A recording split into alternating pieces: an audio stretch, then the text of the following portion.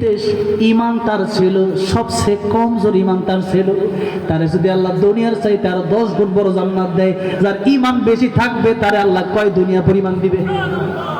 এখন আপনি পাগল হয়েছেন কি লিগে? আপনি পাগল হয়েছেন নারায়ণগঞ্জ 2500 কান্দা পাড়া একটু জমি লেগে মারামারিতে শেষ করতে হলে জীবন শেষ। আপনি পাগল হয়েছেন 2 লাখ 5 লাখ টাকা সুদের জন্য, আপনি পাগল হয়েছেন 2 লাখ টাকা ঘুষের জন্য, কিন্তু আপনার কিচ্ছু মনে চায় না সেই 10 দুনিয়ার চেয়ে বড় একটা জান্নাত আল্লাহ আমারে দিবেন। ওই জান্নাতের দরকারিটা কি আপনার মনে হয় না? আমার ভাইরা, আমার বাবাজিরা, তাহলে বলে এই 2500 যে সম্পত্তি আছে দাম কত হবে জানা আছে? হাজার হাজার কোটি, ঠিক না বেঠিক বলে? লক্ষ লক্ষ কোটি হবে, অনেক বড় ধারণা। এই যে 2500 একটু জমি, বাংলাদেশের দাম কত, ইন্ডিয়ার দাম কত, তাম পৃথিবীর দাম কত চিন্তা করেন।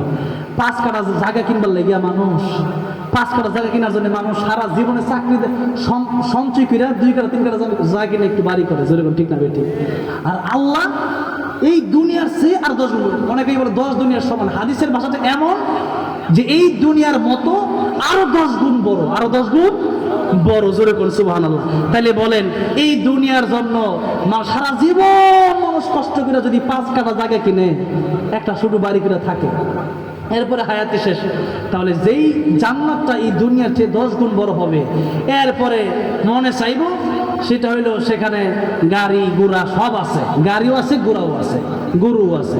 অনেকে জিগে বিড়ি সিগারেট আছে, বিড়ি সিগারেট তো সেখানে গেলে আর এই রুচি আর থাকতো না। এখন সেই জায়গায় যাওয়ার পরে সব আছে, নিয়ামত আছে, সেখানে আর অ্যাক্সিডেন্ট নাই। গাড়ি আছে কিন্তু অ্যাক্সিডেন্ট নাই। নবীজি বলেন সেই জান্নাতের ভিতরে এক একটা আপেল, এক একটা বড়ই হবে মটকা, দুনিয়ার পাল্লা পাটকির ওজন দিলে 12 মণ ওজনের হবে, যেরকম সুবহানাল্লাহ। একটা বড়ইর ওজন 12 মণ। এখন আপনি চিন্তা করেন তাহলে তো বড়ের তলে পরে মরেই যাবেন নাকি? বড়ের তলে পরে মরে আপনিও তো হবেন 6 তলা 12 তলা বিল্ডিং এর সমান, যেরকম সুবহানাল্লাহ। আদম আলাইহিস সালাম তো লম্বা। আর এইভাবে এই যে দিছি এরকম 7 গজ মোটা, যেরকম সুবহানাল্লাহ। এত মোটা এত লম্বা হইলে পরে তো বড়ি খাওয়া কোনো ব্যাপারই না, যেরকম সুবহানাল্লাহ। এরপরে আপেল পাড়তে যাবেন, আপেল যখন পাড়তে গেছেন আপেল খুলবেন, খুলে দেখবেন সেখানে আল্লাহ রাব্বুল আমিন একটা বউ আপেলের সাথে ফ্রি দিয়ে দিয়েছে। কি সুন্দর জান্নাত! আর আমাদের আমরা দুনিয়াতে যে মেয়েদের জন্য পাগল হয়েছি, এটা কি সেই মেয়ের মতো হবে? একবার থুতু ফেললে দুনিয়ার সব পানি মিঠা হয়ে যাবে, মিষ্টি, চিনির চাইতে মিষ্টি, যদি দুনিয়ার সব পানি মিষ্টি হয়ে যাবে। তাহলে বলেন তো সেই জান্নাতের জন্য, সেই জান্নাত পাওয়ার জন্য একটু কষ্টের দরকার আছে না নাই? আছে। অনেকেই আমরা মুসলমান, কিন্তু আমি মুসলমান তো সেই জন্য চিন্তা করি মরে গেলে পরে তো গেছি, মরার পরেরটা পরে, কিন্তু না, মরার পরেরটা পরে না, মরলেন মানে এবার আসল খেলা শুরু, আসল হিসাব শুরু। পরীক্ষার হলে কেউ কিছু বলে না, হুজুর কিছু বলে না, স্যার কিছু বলে না, কিন্তু রেজাল্টের সময় দেখা যায় কে কি রেজাল্ট করছে, যেরকম ঠিক না বেঠিক? এটা হচ্ছে দ্বিতীয় আয়াতে তাফসীর ছিল, আল্লাযী খালাকাল মাউতা ওয়াল হায়াতা লিয়াবলুয়াকুম আইয়ুকুম আহসানু আমালা। আল্লাহ বলেন মউত আর হায়াত সৃষ্টি করেছে এই জন্য, যাতে করে আমি আল্লাহ তোমাদেরকে পরীক্ষা করতে পারি। এই দুনিয়াতে পাঠিয়েছি পরীক্ষার জন্য, তোমরা পরীক্ষার মধ্যে আহসানু আমালা, আল্লাহ বলেন আকতারু আমালা, বেশি আমল করতে বলেন নাই। একটা সিজদা দিবেন, সেই সিজদায় আপনি গিয়ে মনে করবেন আমি আল্লাহর কুদরতি কদমে সিজদা দিয়েছি, জোর জোর করে চোখের পানি ছেড়ে দেন। এই সিজদার দাম আছে। মুরগির মতো সিজদা দিলে এই সিজদার কোনো দাম, এক সিজদা উঠতেছে, নামাজ যে পড়তেছে আল্লাহ যে আপনারা দেখতেছে ওই রকম নামাজ তো আপনার হচ্ছে না। আপনি নামাজ ইন্নাস সালাতা তানহা আনিল ফাহশাই ওয়াল মুনকার হবে কেমনে? আপনাকে এই নামাজ বিরত রাখবে কেমনে খারাপ কাজ থেকে?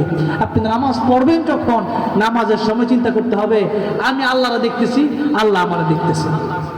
কমপক্ষে আপনি যদি আল্লাহ না দেখেন, ওই উপরে ঈমান যদি না হয়, আপনি তো মনে রাখতে হবে যে আমি না দেখলেও আল্লাহ কিন্তু আমারে দেখতেছেন।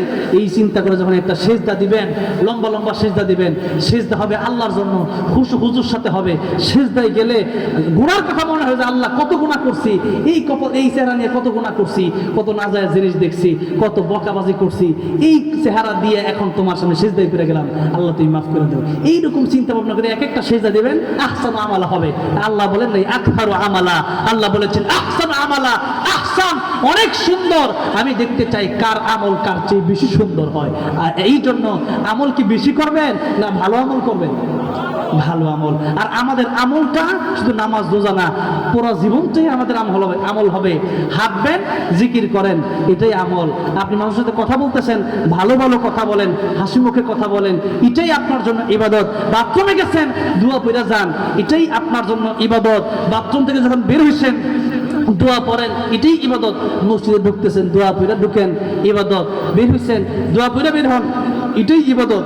এই জন্য আল্লাহ বলে আহসানু আমালা, পৃথিবীতে তোমাদেরকে আমি আল্লাহ পরীক্ষা করার জন্য দিলাম যে তোমরা 2, 4, 5 কাটার লেগে জীবন দাও, এই 2,500-এর মতো একটু জমির জন্য জীবন দাও, নাকি 10 দুনিয়ার পরিমাণ, 10 দুনিয়ার চেয়ে বেশি একটা জান্নাত সবচেয়ে কমজোর ইমানদার যা, তার জন্য আমি আল্লাহ রাখছি।